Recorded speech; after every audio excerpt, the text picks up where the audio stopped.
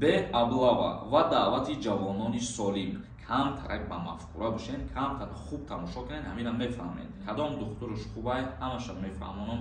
Агар худат муаллим бошӣ, рафта ҳам шогирдои худа тарбия кардан. Бахшида ба омади моҳи шарифи Рамазон хушхабар аз ширкати дорувори Шифофармо барои шумо.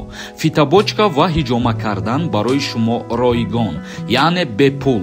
Метавонед худро номнавис кунед. Инчунин доруҳо бо нархи арзон барои зиёд кардани риш ва мӯи сар, доруҳо барои сангу намаки гурдаро нест кардан ва нест кардани простатит. Ба рақамҳои рӯи экран дар тамос бошед. Ассалому алайкум ба ҳама тамошобинони барномаҳои Сорбон Сафаров. Умедвор ҳастам ки якояки шумо тансиҳат ва хонаобод ҳастед. Тамошобинони азиз, то охири видео тамошо кунед.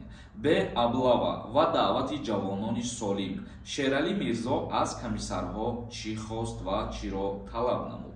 Дар доираи даъвати баҳории навазкарон ҳамкорӣ бо мардум боз ҳам ҷиддитар карда шуда, вобаста ба муроҷиати шаҳрвандон саривақт қарор қабул гардад. Ин нуқтаро Шералӣ Мирзо, вазири мудофиаи ҷумҳурии Тоҷикистон, дар ҷаласае бо ҳайати фармондеҳӣ ва комиссарони ҳарбии вилоят ва шаҳру навоҳӣ баён кардааст. Ба иттилооти Вазорати Мудофиа, вазир бо роҳбарияти ин ниҳод масоили вобаста ба омӯзиши шахсияти даъватшавандагон, интихобу ба сафи қувваҳои мусаллаҳ фиристодани ҷавонони солиму бардам ва бо лоиқадро вазифаи аввалин дараҷа хондааст. Яъне ки вазири мудофиаи ҷумҳурии Тоҷикистон Шералӣ Мирзо дастур ва супориш дод ҳамчунин бо шаҳрвандон рафтор ва муносибати хуб карда шавад ва инчунин аблава карда нашавад. Ҳар як шаҳрванде ки сину солуш ба хизмати ҳарбӣ расидагӣ ҳастай, вақте ки ба комиссариятҳои ҳарбӣ даъват карда мешаванд, аз муоинаи тиббӣ хуб гузаронида шавад, яъне ки барои сиҳат ва солим будани шаҳрванд, дар ҳолате ки шаҳрванд ягон беморӣ дорад ва аз хизмат озод карда мешавад. Ногуфта намонад, ин супоришро вазири мудофиаи ҷумҳурии Тоҷикистон дар комиссариятҳои ҳарбӣ ва комиссарони шаҳру ноҳияҳо муваззаф гардонид. Гуфта мешавад ки даъваткунӣ ба хизмати ҳарбӣ призифи баҳорӣ аз 1 апрел то 27 мая давом мекунад ва солҳои таваллуди 1996 то 2005 ба хизмати ҳарбӣ даъват карда мешаванд. Як чизи дигаро ба ҳамаи шумо хотиррасон мекунам.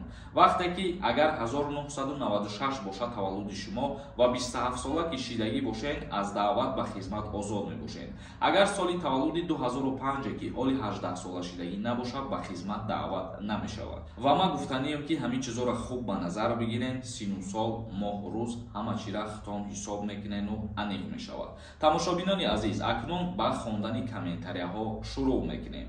То охирша тамошо кунед то ба саволҳои хитон ҷавоб бигиред. Оиди мавзӯи конкурсе ки дар канали ман рафтеса як-ду сухан мекунам.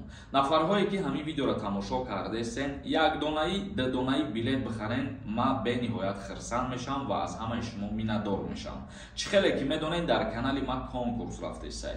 Нархи як дона билет 200 рубла дар бар мегирад. Номерои WhatsApp ки дар рӯи экран дидесен, дар ҳамин номерои WhatsApp картаи Сбербанк ҳам ҳастай. Карта ба номи Мунис меброяд. Сумта мепартои ва чекта дар ҳамин WhatsApp равон мекунӣ. WhatsApp-и мо 24 соат кор мекунад, билети шуморо ҷошда равон мекунанд. Ҳамагӣ 68 дона приз дорад. 2 мошин, телефон ва конвертҳои пулӣ. 200 рубл у қасуми калон нестай. Худованд розӣ боша, як дурӯзада мошиноро як сиёнкачаи хушрӯ мекунем, бо як бори дигар нишонтон метиҳам.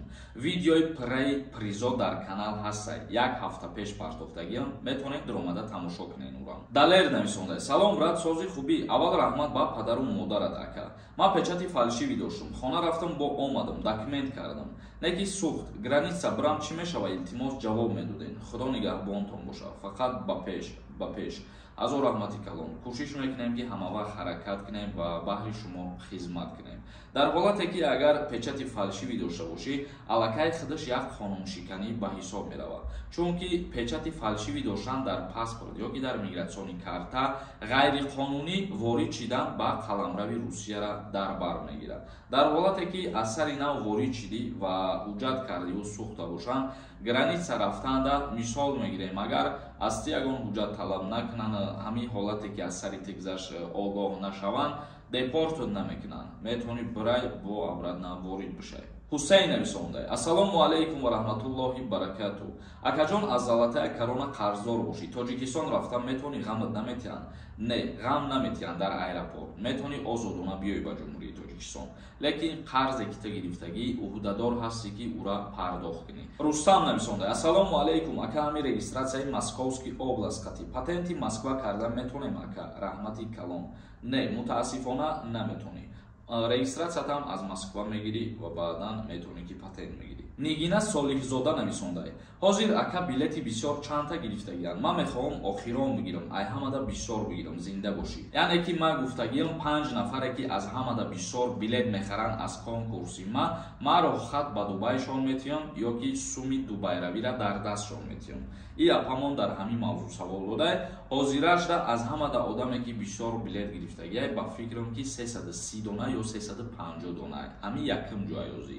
Не ки ман барои 5 нафар сум ҷудо кардагиям. Метавонед харидан бигирен, шанса аз даст надиҳед. Ғолибов нависонда: ассалому алайкум, ака ман кредити телефон дорам. Граница гузаштанда меброяд.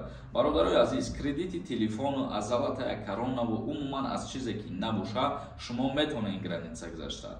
Гап ие ки мақсад ҳаму кредитат пардохт кунӣ бояд. Марина нависонда: фақат ответи комментария буд, халос. Шумо як чиза ба назар намегиред. Ма дар аввали барномаҳом ягон қонуни нав ё ягон хабари нава доим гап мезанам, баъд комментарияҳоро мехонам.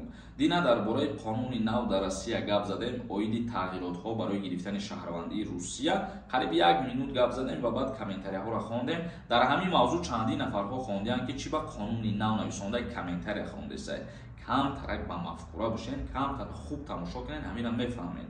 Ягон ҷои дурӯғ, ягон ҷои фреб нестай дар ҳамин видеои ман. Усмон нависондай: салом, бори якум то чанд кара вақт дора барои супоридани патент? Вақт дора. Дар ҳолате ки шаҳрванди хориҷӣ якум бор Федератсияи Русияда дохил мешавад, 1 моҳ муҳлат дора ки патенти худша дастрас кунад. Маҳмуд Ҷаборов нависондай: ассалому алайкум бародар, оилаам гражданин дорад, аммо маро вездам маҳкамаи. Чӣ кор кунем? Ягон роҳш бошад гӯед, илтимос.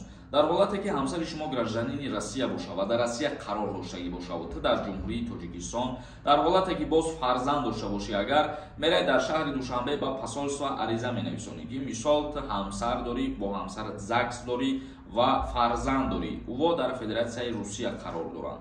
Дар ҳамин ҳолат ба хотири фарзанд доштану ба хотири ЗАГС доштанаш метавонанд ки мисол хотир бубинана запрети тира кушода бикунанд. Адиноки Волк нависонда: ассалому алайкум, ака дар бораи харидани билети ҳарбӣ гап мезадед. Чӣ документ дар кор? Барои билети ҳарбӣ пулакӣ харидан ба военкомати ноҳиятон рафта муроҷиат мекунед. Номнавистон ки кардан, агар пула пардохт мекунед, мерен дар час 1 моҳ дарсҳои ҳарбӣ мехонед, ҷавоб мешед бо воени билет. Холиқов нависонда: ассалому алайкум, ака 1 апрел даъваткунӣ ба ҷанги Украина сар мешавад мегӯянд. Ростаи дар Россия гражданствои РФ доро? Дар ин бора ягон информатсияи нав ма дастрас накардам ва дар ягон ҷорам нахондам. Агар ки ягон маълумотҳои нав шид, ҳатман огоҳтор мекунем. Фаридун Шарипов нависонда: ассалому алайкум, ин билетҳои ту дига савдо намешавад. Хита ғам натебрад. Худо розӣ боша, савдо мешавад. Чӣ хеле ки дидесиян, дастгирӣ кардесиян, дар як ҳафтае ки ман конкурси нав сар додам, қариб 50% билетҳоро ман фурӯхтам.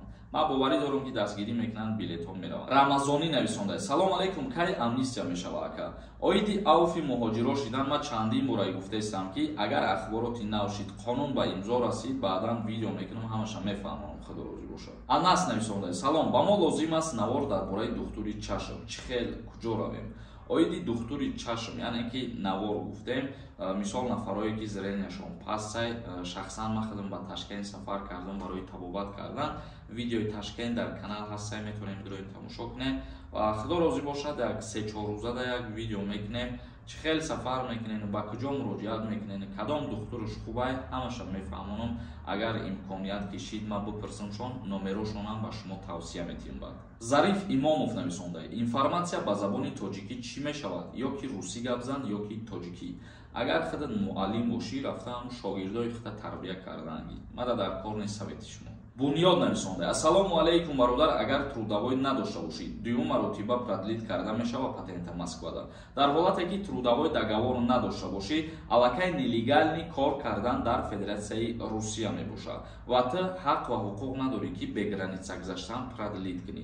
А дар ҳолате ки ту официални кор кунӣ ва трудовой договор дошта бошӣ, вақте ки патенти ту срокаш ба охир расиданӣ мешава, 1 моҳ пеш аз буд шидани срокаш метавонӣ ки ана ҳамра продлит кунӣ бе граница гузаштан.